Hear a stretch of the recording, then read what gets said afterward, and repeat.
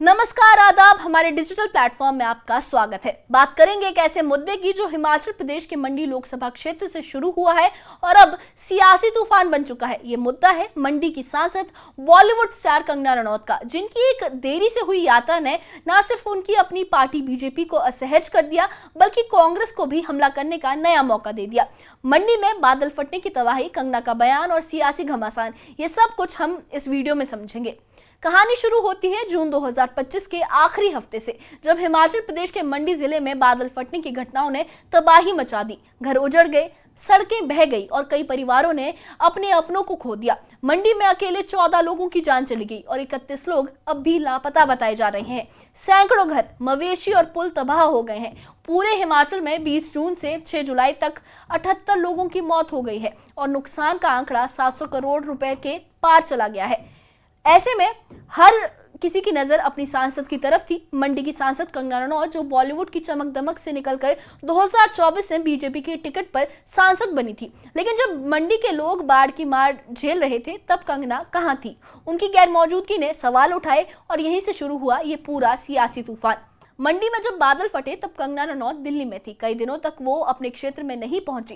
Social media पर लोग भड़क उठे। एक स्थानीय महिला का वीडियो वायरल हुआ जिसमें वो कंगना से कह रही थी कि हमें आपकी जरूरत थी, लेकिन आप गायब थी, अब फोटो खिंचवाने मत आइए। ये गुस्सा सिर्फ जनता का नहीं था, कंगना की अपनी पार्टी बीजेपी के अंदर भी नाराजगी पनप रही थी। 2 जुलाई को जब शिमला में बीजेपी के प्रदेश अध्यक्ष डॉक्टर राजीव बिंदल की नियुक्ति हुई तो हिमाचल के सारे सांसद वहां मौजूद थे, लेकिन कंगना वहां मौजूद नहीं थी।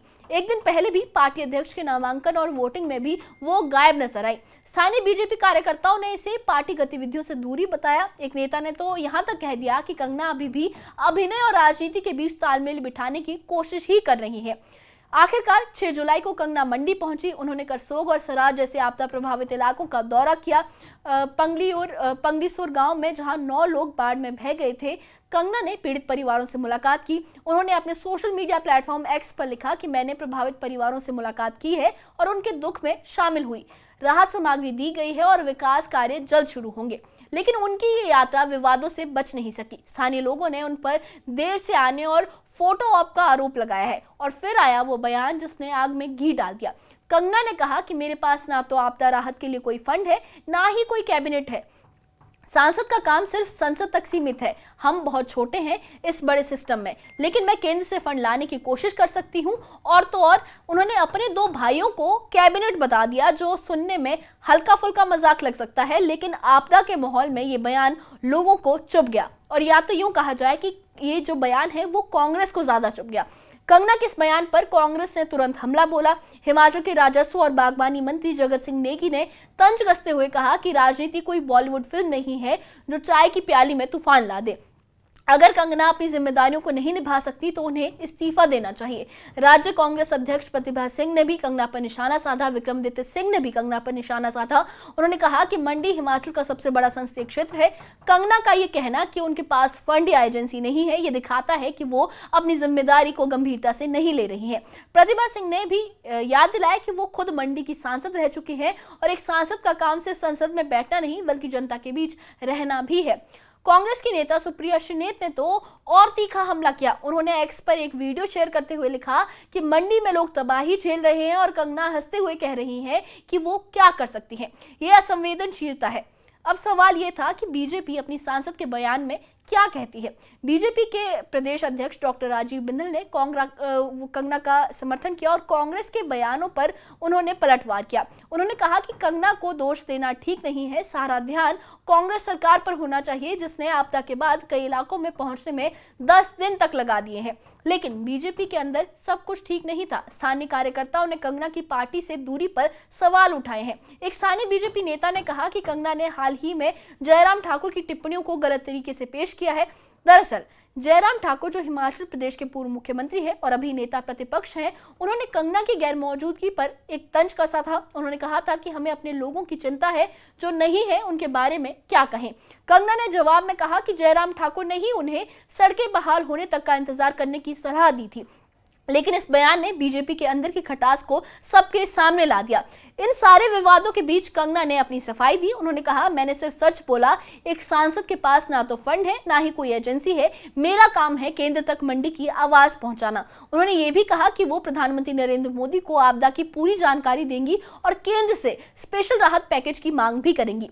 कंगना ने कांग्रेस पर भी पलटवार किया। उन्होंने कहा कि जिन्होंने हिमाचल के लोगों को निराश किया वो मुझे नसीहत ना दे, और फेल हुए लोग, उन्होंने विक्रमादित्य सिंह पर यह तंज कसा था कि फेल हुए लोग मुझे ज्ञान ना दे। उन्होंने कांग्रेस सरकार पर भ्रष्टाचार का आरोप भी लगाया और कहा कि केंद्र से आए फंड का गलत इस्तेमाल हुआ है।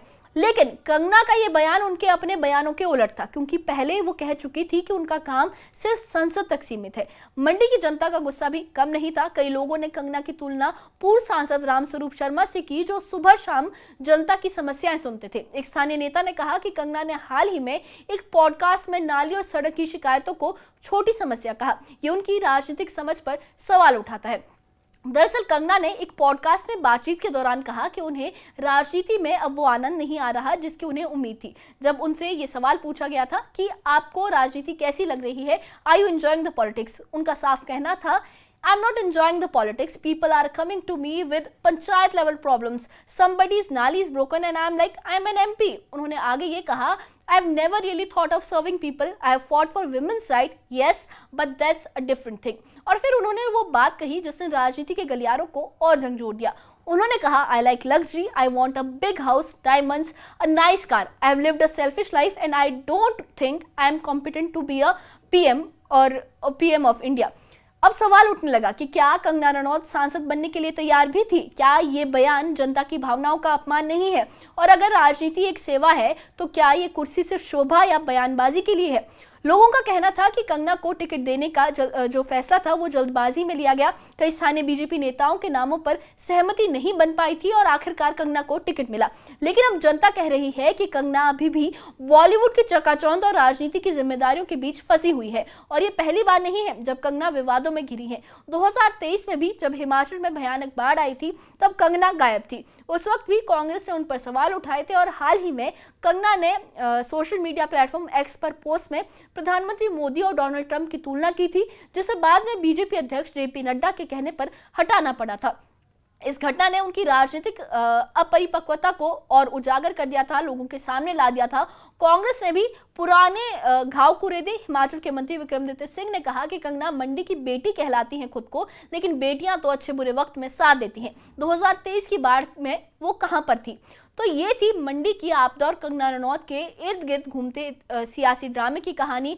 कंगना की देरी, उनके बयान और जनता की नाराजगी ने बीजेपी को मुश्किल में डाल दिया है, जबकि कांग्रेस को हमला करने का एक और मौका मिल गया है। लेकिन बड़ा सवाल यह है कि क्या कंगना इस विवाद से सबक लेंगी? क्या वो मंडी की जनता का भरोसा फिर से जीत पाएंगी, या फिर ये सियासी तूफान उनकी राजनीतिक पारी को और कमजोर कर देगा? मंडी की जनता अब अपने सांसद से सिर्फ बयान नहीं बल्कि जमीन पर काम चाहती है, और शायद यही वक्त है जब कंगना को ये समझना होगा कि राजनीति सिर्फ संसद की कुर्सी तक सीमित नहीं है, ये जनता के दिलों तक पहुंचने की एक कला भी है। तो ये थी मंडी की आपदा और कंगना रनौत के आसपास के सियासी तमाशे की कहानी।